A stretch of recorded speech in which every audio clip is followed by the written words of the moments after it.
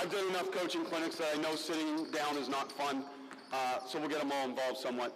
Okay, just get a partner, one on offense, one on defense. One on offense, one on defense. Step out there. Let's go. One on offense, one on defense. Step out there. One on offense, one on defense. Step out here. Here, in the middle. One on offense, one on defense out there. Go. Cool. Now, everyone else just get ready to come into one of those spots. Defense has the ball. Offense has the ball. You're going to that rim right there. Offense has the ball. You're going to that rim right there. Give the offense the ball. Where would the defense be? Guys, where would the defense be?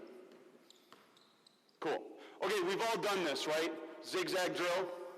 So just show us zigzag drill. Go. Dribble this way.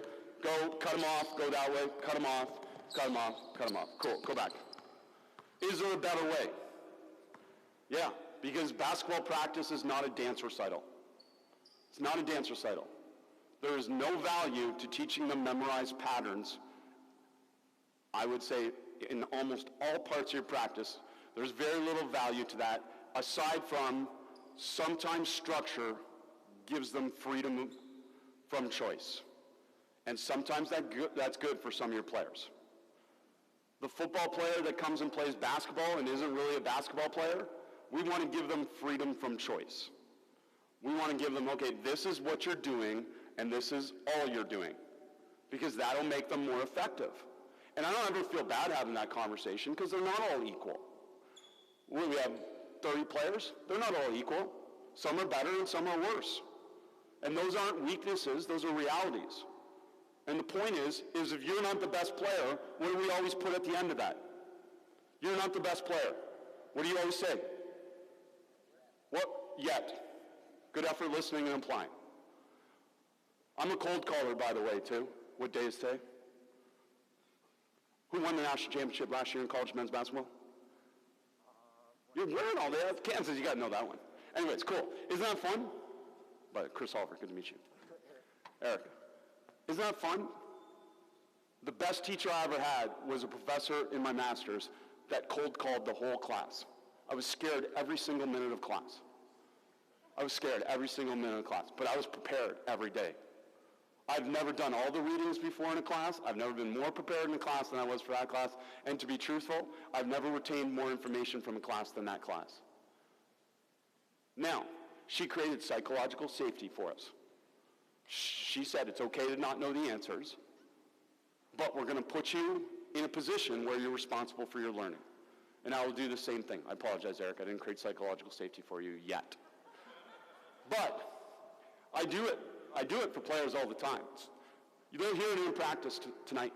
Great effort making a mistake. Wouldn't you love to have a parent, teacher, coach tell you great effort making a mistake? Like, we've framed mistakes as negative.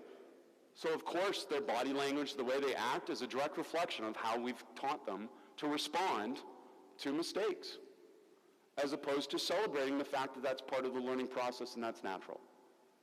And we're all human, we're all competitive, and we have to balance that, and sometimes I'm pissed off. I make a mistake, for sure. I'm human. That's normal, too. But we want to normalize it as much as possible in terms of this. So instead of doing a dance recital of zigzag drill, we're just going to play basketball. Okay, one-on-one, you have your lane. You guys are sideline to free throw lane. You guys are lane line to lane line. You're sideline to free throw lane. And you're one-on-one. As soon as they cross half, the next group can go. You guys wait down there, and then you'll switch and come back. It's live one-on-one. Too many going to the same basket? Yeah.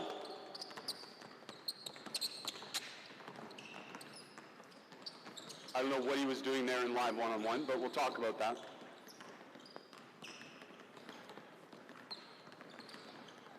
Okay, hold. Guys, live one-on-one. Ready? Cover me. Why are you trying to beat him? Just beat him. If you're faster than him, go full speed into what? What's always the answer? Smile. Space. Trying to get to the smile. Great effort answering. They're both S's. You're trying to get to space, and then you're trying to finish in the smile.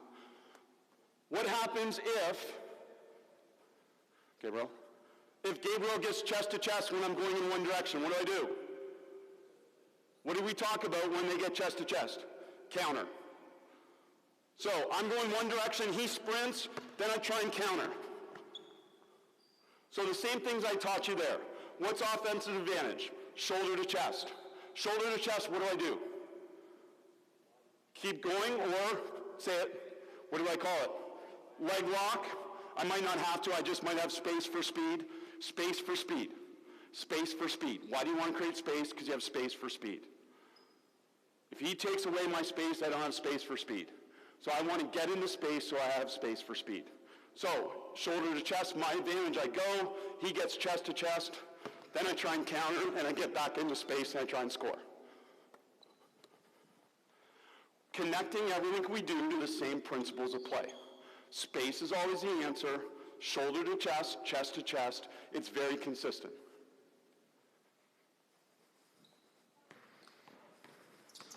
You don't have to check it, just go, man.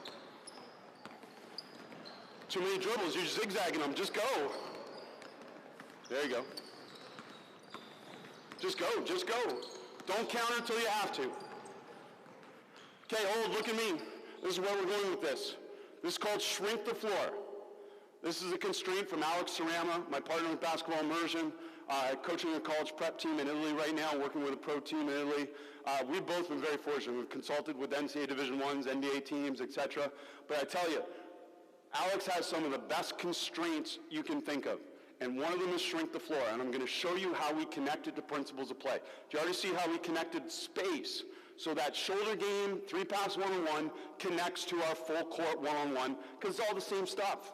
Shoulder to chest to chest. Now, shrink the floor. Basically, offensive player, you've got to play inside of me. You can go anywhere you want, but you've got to always be inside of me. So who's outside of me right now?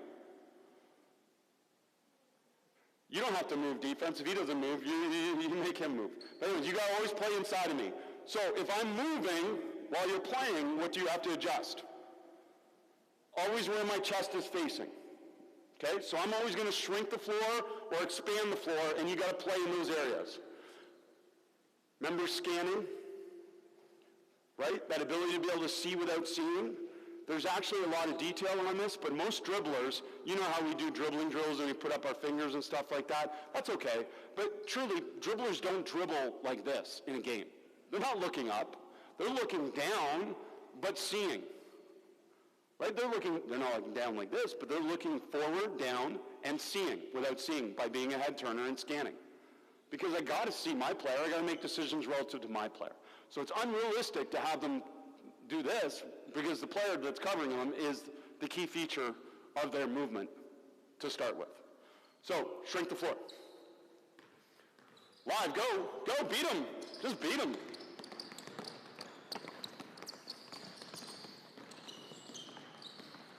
You guys shrink. You're outside of me. You're outside of me. That was smart. Look at me. You guys stay inside of me. Shrink the floor. Got to get inside. Good. You're outside. Turnover. Can't go outside me. Okay. Hold. You get the idea? A lot of intentional chaos. It's messy. Messy is part of the learning process. Messy learning is good. And over the long haul, they'll figure it out, and they'll get better because they'll have more reps, too, because I'm spending less time on organizing, and I'm just getting them directly into things. Now, can I break down key features of this and talk about run recoveries? Yes, I could again. Okay, if you're defending someone and they start to go full speed in one direction, do I want to cut them off, or do I want to create a gap? Why? Because what's my advantage? What to what on defense? Chest to chest. Like in an hour, they understand the principles of play that we're trying to connect them with. So we can talk about drop, sprint, get ahead, and create a gap. So we can talk about run recoveries. I can still coach all the key coaching interventions while they're playing the game. And I get them to focus on those two things. We can put in a constraint. Obviously, the constraint is no spin dribbles. We can say no spin dribbles. Okay, here's a constraint. You can only use behind the back as a counter. Only use behind the back as a counter. Limiting something to help something else to afford something else. Remember me, shrink the floor. Okay, turnover, spin between your legs. You got to play inside of me. You turn over. Good effort going behind your back. Remember, you can only go behind your back. There you go. Go full speed. Okay, hold. You two, come back. Okay, turn and face. Both of you turn and face. Okay, now, your main problem is you're trying to use a counter without first attacking. So what do you want to do first? Attack to what? What's always the answer? So you're trying to attack the space. So don't counter without having to counter. Where should you go first? Try and go full speed there. Full speed, go. Okay, now, there. Isn't that easier than you zigzagging 45 times? So we can coach situations while they play the game. And that's the beautiful thing about that in terms of that. Okay, come back down here. Give me 4 people on offense, 4 people on the baseline, and 4 other people on the baseline. Offense. Here, dude, come over here. Go over there. Come over this way. Right there. Okay. Get 4 lines. I know we got too many, so go set the balls all against the wall. We can go to 2 baskets, and I'll show you that in a second. Okay, give my man the ball. Give my man the ball. Move up. 45. Okay, now let's connect that concept. So this is what we do. If we teach something, we want to connect it.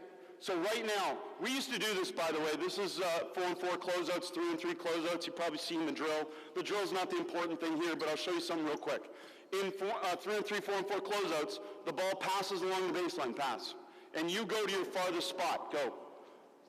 Pass, reverse it, reverse it, reverse it.